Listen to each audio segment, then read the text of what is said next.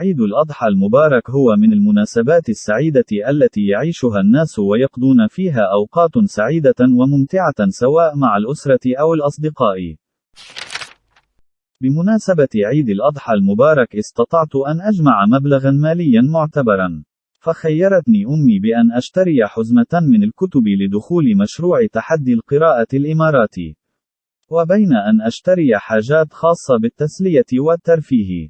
فكرت طويلا فلم أجد الحل، وبعدها استشرت صديقي وأقنعني بأن أشتري الكتب لحبي الشديد والمنقطع النظير للمطالعة والقراءة، ولأنني طفل موهوب ومثقف، وهذا بشهادة أساتذة الذين يشجعونني ويساهمون في تطوير مهاراتي السامية في المطالعة والدراسة.